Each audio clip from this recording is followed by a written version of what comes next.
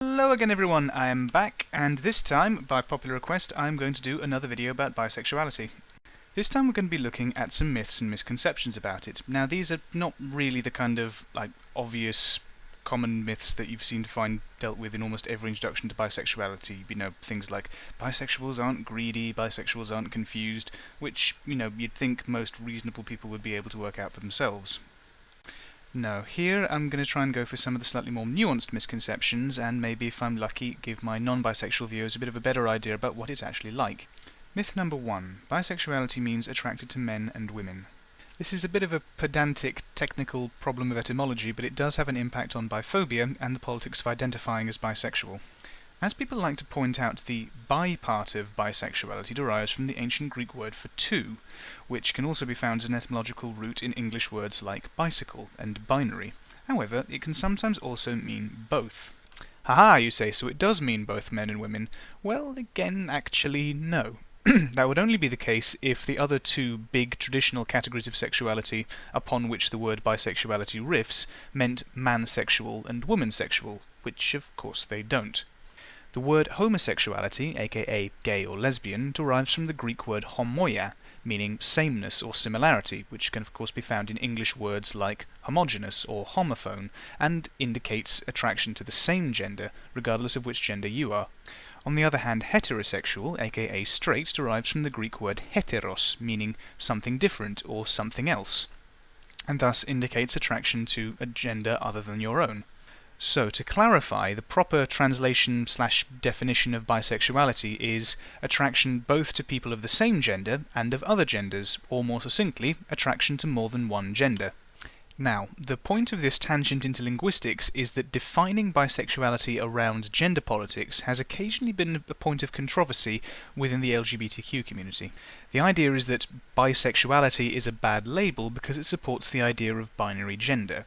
This is of course quite ridiculous.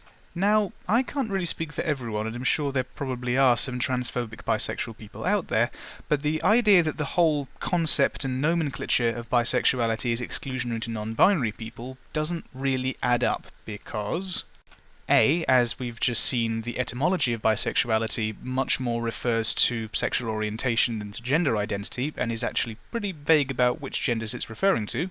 And B, there are actually quite a lot of trans and or non-binary people who identify as bisexual.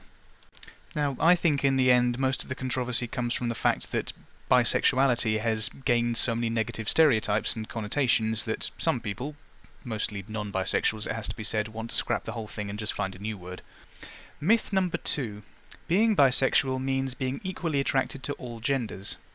Now, this is one of those things where it's not necessarily true, although part of the problem is it's very difficult to, actually quantifiably measure how attracted someone is to someone else, or, to a whole group of people.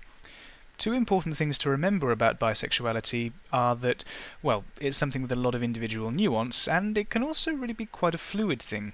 For instance, someone who is bisexual might find women attractive in general, but would only find a certain kind of men attractive, or maybe even just one or two individual men over the course of their lives. Or they might go through periods of only really being attracted to women exclusively, followed then by periods of only really being attracted to men, or they could even just go through their lives finding partners of various different genders, all, consistently attractive, but for different reasons. Now, these tendencies are one reason that when bisexual people talk about their personal histories and sexual awakenings, there tends to be a pretty common theme that bisexuality is something you gradually come to terms with and discover, often only really coming to the realization of your sexuality a bit later than people who are gay or straight tend to do. And as some of my, longer-term subscribers will know, I only really came to terms with being bisexual when I was 19, which was, after I'd started making videos for this channel. Unfortunately, these tendencies are also one factor in the quite biphobic stereotype that bisexual people are just confused and will eventually turn out to be either gay or straight. This is really a bit ironic considering experiences like mine, where you spend quite a long time in your teenage years thinking that you are either gay or, in my case, straight, and then it's only later on that, the confusion is actually lifted and the truth of bisexuality is revealed. Myth number 3. Being bisexual means you want to have romantic relationships with members of all the genders that you are attracted to. Again, not necessarily. romantic attraction and sexual attraction just don't always overlap. This isn't really a new concept to deal with, as I think most people who aren't either asexual or demisexual will probably at some point in their lives have felt sexual attraction to someone without really wanting emotional intimacy with them. For bisexual people, this can sometimes mean that while you're attracted to multiple genders, you might only really derive emotional fulfillment from romantic relationships with some of them or even only one of them. Just as people tend to create and define categories for sexual orientation, they will also tend to do so for romantic orientation. So you might find bisexual people who tend to identify either as homoromantic or heteroromantic, meaning that, respectively, they either tend to favour relationships with members of the same gender or members of other genders. And by the same token, you might end up finding people like myself who identify as biromantic, so, having romantic attraction to all the genders that we are sexually attracted to.